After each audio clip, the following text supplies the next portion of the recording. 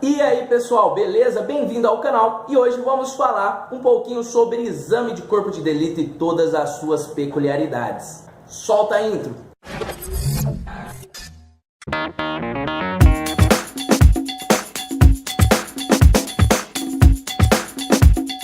Antes de mais nada, é de suma importância fazer uma diferenciação entre perícia e exame de corpo de delito. A perícia no processo penal é utilizada como um gênero, o exame de corpo de delito, uma espécie. Exemplo, existe a perícia e vários métodos de realizar essa perícia. Uma delas, o exame de corpo de delito. É interessante, já nesse primeiro ponto, frisarmos que o exame de corpo de delito ele pode ser realizado tanto em pessoas quanto em objetos.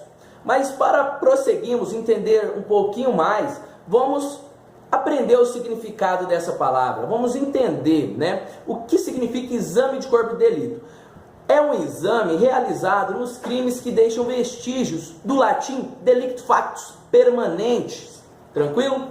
Por exemplo, homicídio é um crime que deixa vestígio. Roubo é um crime que deixa vestígio. Agora, esse aqui é um exemplo para melhorar a sua linha de raciocínio de um crime que não deixa vestígio, que não é imprescindível o exame de corpo de delito. Injúria, calúnia, difamação, são tudo crimes, todos os crimes que não precisam de nenhum laudo, de um exame de corpo de delito para comprovar que houve de fato o crime.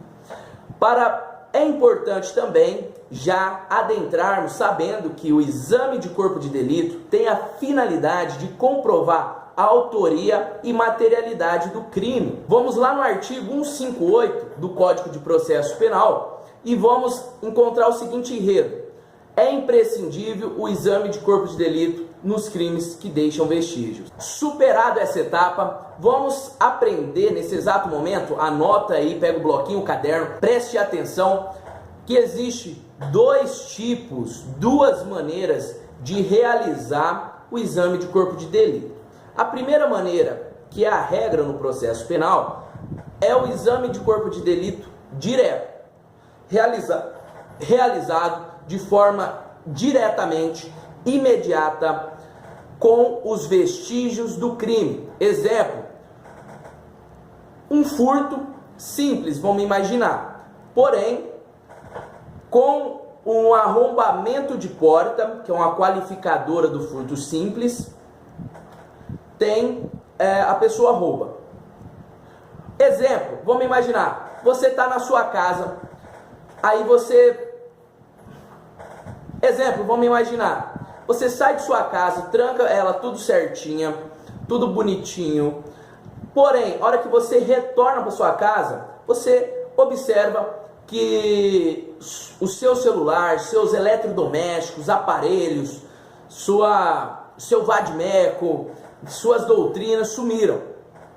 E você analisa bem o cenário do crime e olha que a sua porta está arrombada.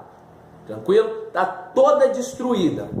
Com isso, é um furto a princípio, só que ele se torna qualificado pela qualificadora de arrombamento. Nesse cenário, a gente precisa de um perito, que é um técnico que vai fazer o exame de corpo de delito para comprovar que houve o arrombamento. Consegue compreender, visualizar o que eu quero te dizer? Veja bem, vai chegar o técnico e vai falar, tira a foto, tá arrombado, bacana. O crime está qualificado. Esse é o método de exame de corpo de delito direto. O perito teve contato direto com os vestígios do crime, nesse exemplo, furto qualificado pelo arrombamento.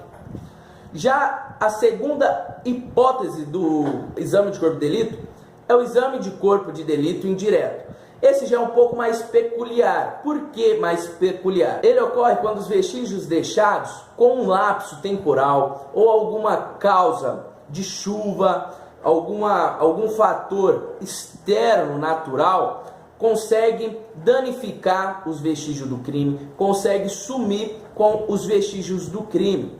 E o único meio de provar em um exame de corpo de delito indireto, quando houve um crime que deixa vestígio, por exemplo, um homicídio, porém até que a polícia chega no local, cai uma chuva, acontece alguma coisa, dá um terremoto, dá uma doideira e some todos os vestígios deixados pelo aquele homicídio, por causas naturais, obviamente. Temos presente aí um exame de corpo de delito indireto, que vai ser realizado através de forma testemunhal ou outras formas que comprovem o crime. Filmagem, fotos, documentos, tranquilo? Prosseguindo aqui, é interessante sabermos que o exame de corpo de delito indireto só vai ser utilizado quando não houver a possibilidade de aplicar o exame de corpo de delito direto. Concordam comigo? Outro ponto de suma importância, anota aí no seu caderno de estudo: a confissão não supre o exame de corpo de delito, tranquilo? Exemplo, homicídio. Chega o sujeito na delegacia perante a autoridade policial, fala: matei mesmo.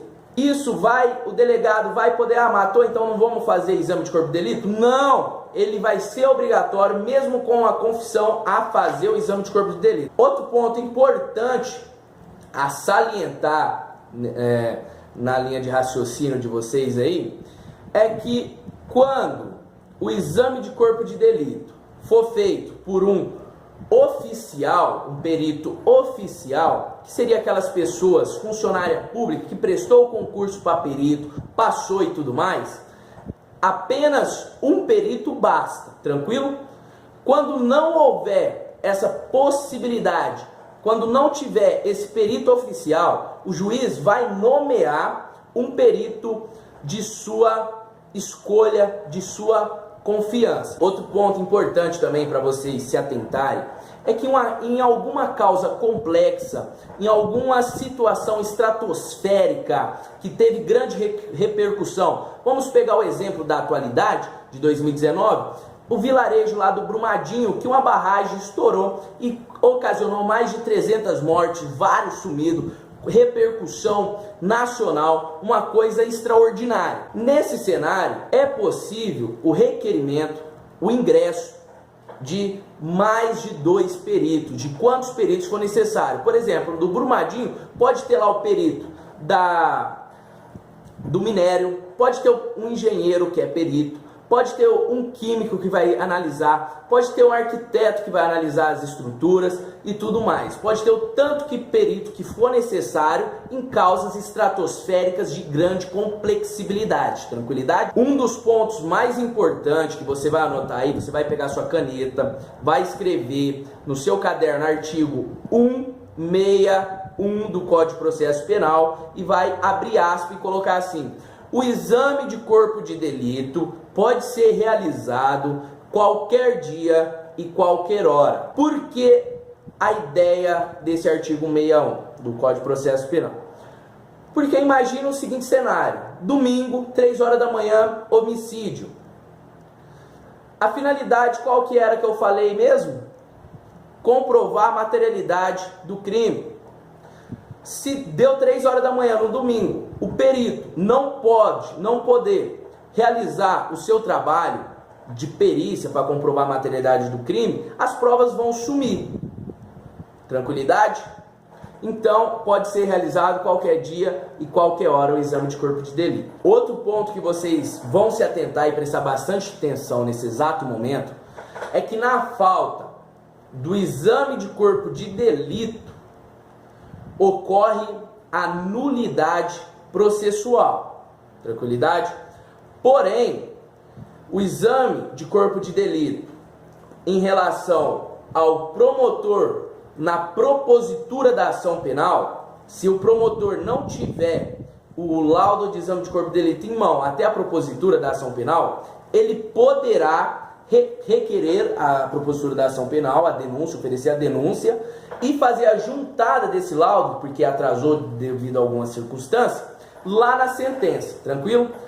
Atente-se que nos crimes da lei de droga e de pirataria, não dá para fazer esse joguinho aí. Por que não dá? Porque nos crimes da lei de droga, para o promotor fazer a propositura da ação penal, oferecer o crime, é necessário comprovar que a substância encontrada com o agente de fato é droga. E na de pirataria não é diferente. É necessário comprovar que os produtos, mercadorias encontradas com a gente, de fato são piratas. Então, desse finalzinho, vocês vão colocar de tópicos aí, do lado aqui, mais ou menos, eu vou estar colocando o principal. Exame de corpo de delito, na sua ausência, gera nulidade processual. Exame de corpo de delito com relação ao promotor não é imprescindível, pode ser juntado lá na sentença. Exame de corpo de delito na exceção, nas leis de drogas e nos crimes de pirataria são necessários, essenciais para fazer a propositura da ação. Tranquilidade? Bom, pessoal, por hoje é só um breve voo panorâmico aí sobre o exame de corpo de delito. Peço encarecidamente, se de alguma maneira eu conseguir contribuir com o seu conhecimento, te dar clareza sobre esse tema, peço que se inscreva no canal. Semanalmente está saindo, o próximo vídeo é exame do local do crime. Tamo junto, Manual do Crime. Fico muito feliz em poder contribuir de alguma forma com vocês.